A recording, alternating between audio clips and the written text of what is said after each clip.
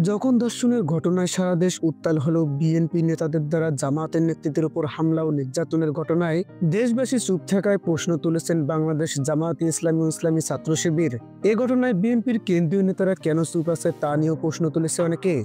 ঝিনাইদহের মহেশপুরে জামাতের নারী নেতৃত্বের উপর বিএনপির হামলার ঘটনায় ক্ষুব্ধ প্রতিক্রিয়া ব্যক্ত করেছেন দলের আমির ডক্টর শফিকুর রহমান। সোমবার রাতে নিজের ভেরিফাইড ফেসবুক পেজে দেওয়া পোস্টে জামাতের আমির বলেন, ঝিনাইদহের মহেশপুরে যারা আমার মা বোনদের গায়ে হাত দিয়েছে এবং পর্দা ছিনিয়ে নিয়েছে, তাদের আপনি কি বলবেন, কোন অভিপ্রায়ে পরিচিত করবেন? জামাতের আমির বলেন, মনে রাখতে হবে আমাদের কাছে মা বোনদের ইজ্জত জীবনের চেয়েও মূল্যবান। সুতরাং এই বিষয়কে অবশ্যই ছোট করে দেখার কোনো অবকাশ নেই।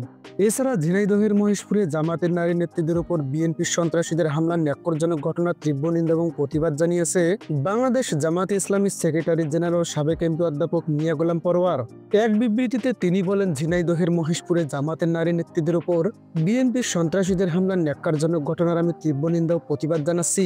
জামাতের নারী নেতৃত্বের উপর বিএনপির সন্ত্রাসীদের এই ন্যাক্কারজনক হামলার ঘটনা গত বছরের 5 আগস্টের পূর্বে আওয়ামী ফ্যাসিবাদীদের সন্ত্রাসীদের তাণ্ডবকেও হার মানিয়েছে।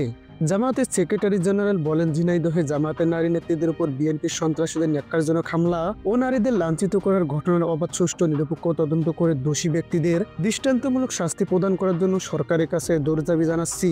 ইসরা ইসলামী ছাত্র শিবিরের পক্ষ থেকে আবু সাদিক অভিযোগ করেছেন, বিএনপির হামলার শিকার নারীরা জামাত করা, এজন্য কি তাদের নিরাপত্তা নিয়ে কোনো কথা নেই?